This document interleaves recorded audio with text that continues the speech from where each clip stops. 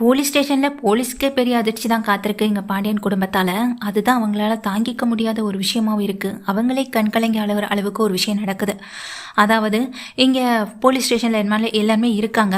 ஒரு பக்கம் இந்த பாண்டியன் குடும்பம் கஷ்டப்பட்டுட்ருக்கு, இன்னொரு பக்கம் அந்த தங்கமயிலுடைய குடும்பம் எப்படியாவது இந்த ஒட்டுமொத்த குடும்பத்தையும் உள்ளே தள்ளிட்டு போகணுன்ற ஒரு முடிவோடு இருக்குது. இந்த கேஸு பற்றின ஒரு விஷயத்தை தெரியாமல் இங்கே உள்ளே உட்காந்துருக்காங்க இந்த இன்ஸ்பெக்டரும். இந்த பொண்ணு சொல்கிற குடும்பத்தை நம்பி தான். சரி, பாதிக்கப்பட்ட பொண்ணு இன்னும் வரலைன்னு சொல்லி கேட்க, அது வந்து மேடம் அப்படின்னு ஒரு பக்கம் பாக்கியம் தயங்கி நிற்க, அது பற்றின விசாரணையை இங்கே இந்த இன்ஸ்பெக்டர் மேடமே எடுக்கிறாங்க. அந்த சமயத்தில் தான் அவருடைய அப்பா அந்த கடைக்கு வராங்க. அந்த சமயத்தில் தான் அந்த இன்ஸ்பெக்டர் மேடமுடைய அப்பா அந்த ஸ்டேஷனுக்கு வராங்க. உள்ளே வந்தவங்க, என்னம்மா இவ்வளோ நேரம் ஆச்சு, நீ இன்னும் வீட்டுக்கு வரல, அதான் அம்மாவே உன்னை போய் பார்த்துட்டு வர சொன்னாங்க அப்படின்னு சொல்ல, எப்பவும் கரெக்டாக டைமுக்கு சாப்பிட வந்துடுவேன், அதனால தான் நானே உன்னை தேடி வந்தேன்னு சொல்ல, இன்னைக்கு ஒரு முக்கியமான கேஸ்பா, கால் பண்ணி கூட என்னால் சொல்ல முடியல, சாரிப்பா அப்படின்னு அவங்க அம்மா பொண்ணு சொல்கிறாங்க.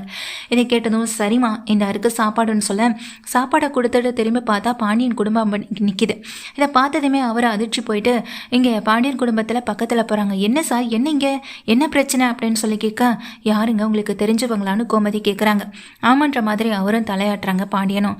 என்ன சார், ஏதாவது பிரச்சனையா, எதுவாக இருந்தாலும் சொல்லுங்கள், எதுவாக இருந்தாலும் நான் என் பொண்ணுக்கிட்ட பேசுகிறேன்னு சொல்ல, உங்கள் பொண்ணு தான் எங்களை கூட்டிகிட்டு வந்து அரெஸ்ட் பண்ணியே வச்சுருக்காதுன்னு சொல்கிறாங்க இங்கே அங்கே நின்றுக்கிட்டு இருக்க ராஜ்யம். என்னம்மா சொல்கிறீங்கன்னு அவரும் கேட்க, நடந்த விவரங்களை அங்கே இருக்க பாண்டியன் விஷயத்த சொன்னதுமே அவர் அதை கேட்டு அதிர்ந்து போகவும் செய்கிறாரு. உடனே தான் பொண்ணுக்கிட்ட போகிறாரு. என்னப்பா உங்களுக்கு தெரிஞ்சவரா அவர்கிட்ட போய் இவ்வளோ ஃப்ரெண்டாக பேசிக்கிட்டு இருக்கீங்க அப்படின்னு சொல்லிட்டு அந்த லேடி போலீஸ் கேட்க, என்னம்மா நீ யாரை அரெஸ்ட் பண்ணிட்டு வந்திருக்கன்னு தெரியுதா இல்லையா அப்படின்னு சொல்ல, நல்லா தெரியும், ஒரு பொண்ணை இங்கே வீட்டுக்கு வரதட்சணை கேட்டு அடித்து கொடுமைப்படுத்தி அனுப்பியிருக்காங்க. இப்போ அவங்க வீட்டில் இருக்கவங்களே வந்து கம்ப்ளைண்ட் பண்ணியிருக்காங்க, அதனால தான் நானும் அரெஸ்ட் பண்ணி கூட்டிகிட்டு வந்திருக்கேன்னு சொல்ல, என்னம்மா உன் ஆஃபீஸ், உன்னுடைய நேர்மை, இதெல்லாமே எனக்கு ரொம்ப பிடிக்கும். தப்பு செஞ்சுருக்காங்களா இல்லையான்னு முதல்ல விசாரிக்கணும். விசாரணை எதுவுமே இல்லாமல் ஒரு பொண்ணுக்காக நீ இவ்வளோ தூரம் இவங்களை அரெஸ்ட் பண்ணி கூட்டிகிட்டு வந்திருக்க வேண்டிய அவசியமே இல்லை அப்படின்னு சொல்ல, என்னப்பா அப்போது வரதட்சணை கேட்குறதெல்லாம் சரின்னு சொல்கிறீங்களான்னு சொல்ல, அவர் அப்படிப்பட்ட குடும்பம் இல்லைன்னு நான் சொல்ல வரமா அப்படிங்கிறாங்க. இங்கே அவங்க பொண்ணுக்கு எதுவுமே புரியலை.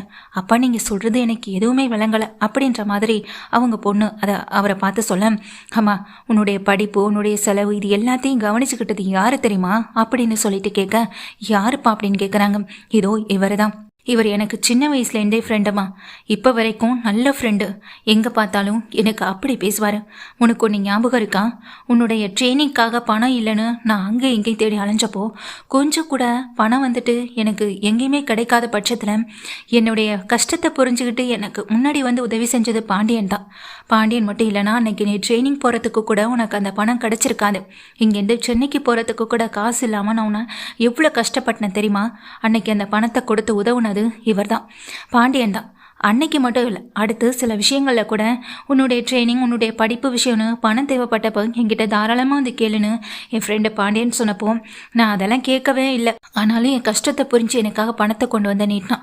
இந்த பணத்தை நீ திருப்பி கொடுத்தாலும் கொடுக்கலனாலும் இது உன்னுடைய படிப்பு செலவுக்காக, உன் பொண்ணோட படிப்பு செலவுக்காக நான் கொடுக்குற ஒரு விஷயம், இதை நீ என்றைக்குமே கடனாக பார்க்கக்கூடாதுன்னு சொல்லிட்டு கொடுத்தான். ஆனால் இன்னைக்கு நீ இவ்வளோ பெரிய நிலைமையில் இருக்கப்போ அதை அவன் பார்த்து சந்தோஷப்படணும். ஆனால் அவனை இந்த மாதிரி இடத்துல கொண்டு வந்து நிற்க வச்சுட்டியம்மான்னு சொல்ல, இதெல்லாம் கேட்டதுமே அவங்க கண்ணு கலங்குது.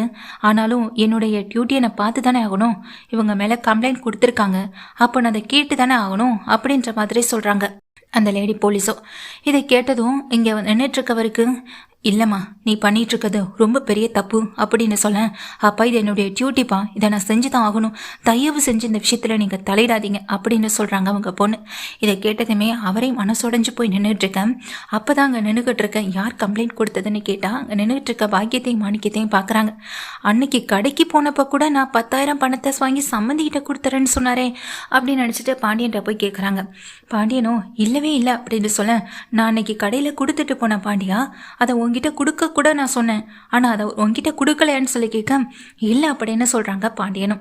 இதை கேட்டதும் அவருக்கே அதிர்ச்சியாக இதை உடனே தான் பொண்ணுக்கிட்ட போய் சொல்கிறாங்க, முதல்ல கம்ப்ளைண்ட் கொடுத்தவங்க யார் என்னன்னு விசாரிமா, அவங்கள பற்றின விஷயம் உனக்கு தெரிஞ்சாலே பார்த்தாதா, கம்ப்ளைண்ட் கொடுத்தவங்க உண்மையிலேயே உண்மையான கம்ப்ளைண்ட் தான் கொடுத்துருக்காங்களான்னு அப்போ உனக்கு தெரியும்ல அப்படின்னு சொல்லிட்டு அவங்க அப்பா சொல்ல, அதை கேட்ட அந்த லேடி போலீஸும் அப்படி அதிர்ச்சியோடு நிற்கிறாங்க.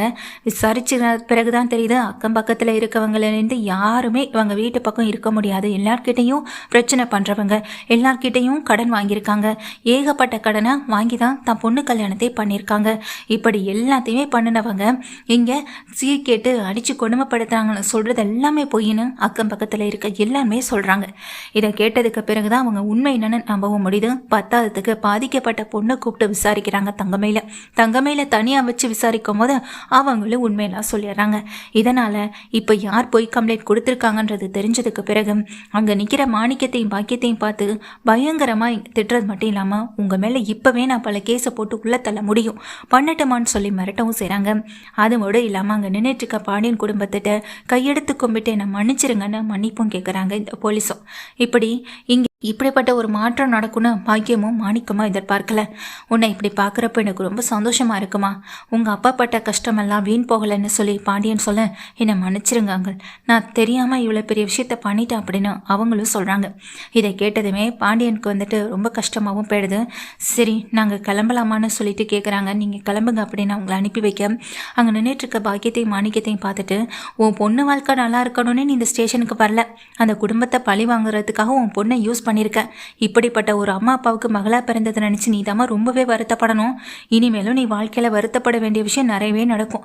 இப்படிப்பட்டவங்க கூட இருக்கியே, என் அப்பா என்னைய படிக்க வைக்க ரொம்ப கஷ்டப்பட்டாங்க, ஆனால் உனக்கு உன் அம்மா அப்பா உன் வாழ்க்கையை கெடுக்கிறதுக்கு எவ்வளோ கஷ்டப்பட்டுட்டு இருக்காங்க பாரு அப்படின்னு சொல்லி அங்கே தங்கமேலுக்கு வான் பண்ணியும் அனுப்பிவிடவும் செய்ய தங்கமேல் அப்பா மேலே இருக்க கோவத்தில் ரொம்ப கோபமாக வெளியே போய்ட்றாங்க.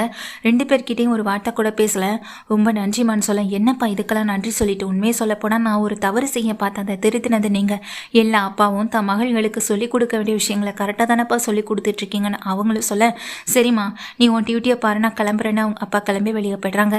பாண்டியனுக்கே அப்போ தான் விஷயம் தெரியுது. 10,000 பணத்தை கூட எடுத்து சீர் கொண்டு வந்து நம்ம வீட்டுக்கு செஞ்சுருக்காரு.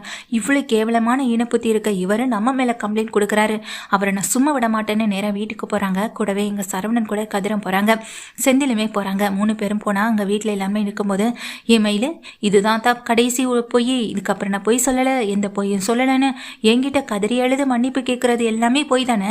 உங்கள் அப்பா பணத்தை எடுத்த விஷயம் உனக்கு தெரியாமல் இருந்திருக்காது, அந்த பணத்தில் தான் நமக்கு பொங்கல் சீர் செஞ்சாருன்றதும் உனக்கு தெரியாமல் இருந்திருக்காது.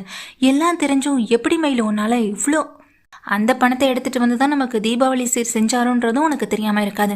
எல்லாம் தெரிஞ்சும் எப்படி மயில் உன்னால் இவ்வளோ அமைதியாக இருக்க முடியுது, உன்னால் திரும்ப திரும்ப பொய் சொல்ல முடியுது. உன்னெல்லாம் உன் பேரை சொல்கிறதுக்கே எனக்கு அசிங்கமாக இருக்கும். என் குடும்பத்து மேலே கம்ப்ளைண்ட் கொடுத்து மொத்த பேரையும் உள்ளத்தில் நினச்சிங்கல்ல, உங்கள் ஒட்டுமொத்த குடும்பமும் இனி என்னால் என்ன ஆகுதுன்னு பாருங்கள். இனி உங்கள் ஒட்டுமொத்த பேருக்கும் ஒரே எதிரினா அது நான் மட்டும்தான். இனி உங்கள் யாராலையும் நிம்மதியாகவும் சந்தோஷமாகவும் இருக்க முடியாது. அன்னைக்கு நீ என்கிட்ட சவால் விட்டுட்டு போனல, இன்னைக்கு நான் உங்ககிட்ட சவால் விடுறேன்னு சரவணன் பாக்கியத்தை பார்த்து சவால் விடுறாங்க. இனி யாரும் சந்தோஷமாகவே இருக்க முடியாது. கடைசியாக எல்லாரும் ஒரே ஒரு நாள் இன்னைக்கு மட்டும் சந்தோஷமாக இருந்துக்கோங்க. என் குடும்பத்தை கஷ்டப்படுத்தின பாவத்துக்கு உன் குடும்பத்துக்கு நான் கொடுக்க போகிற ஒவ்வொரு அடியும் இனி எப்படி இருக்குன்றதை மட்டும் பாரு அப்படின்னு சொல்லி சரவணன் அங்கே இருக்க மொத்த பேரையும் அசிங்கப்படுத்திட்டு போக தங்கமேல் சத்தம் போடுறாங்க. சந்தோஷமா, உனக்கு இப்போ சந்தோஷமா? நான் இப்படியே விட்டுருந்தா கூட எப்படியாச்சும் அவர் மனசை நான் மாற்றி அந்த வீட்டுக்கு போக முயற்சி பண்ணியிருந்திருப்பேன். ஆனால் உன்னுடைய இந்த அவசர புத்தியால் இன்னைக்கு என் வாழ்க்கையை இழந்து எல்லாத்தையும் இழந்து நின்றுகிட்டு இருக்கேன். இது எனக்கு தேவைதான் அப்படின்னு சொல்லிட்டு தங்கமேல் ரொம்ப கோவமாக உள்ள போய்ட்றாங்க. மாணிக்கமும் பாக்கியமும் அடுத்து என்ன பண்ண போறோம்னு தெரியாமல் நின்றுட்டு இருக்காங்க. மொத்தத்தில் ஸ்டேஷனுக்கு போனதும் அவங்களுக்கு ரொம்ப வேஸ்ட் ஆயிடுச்சு.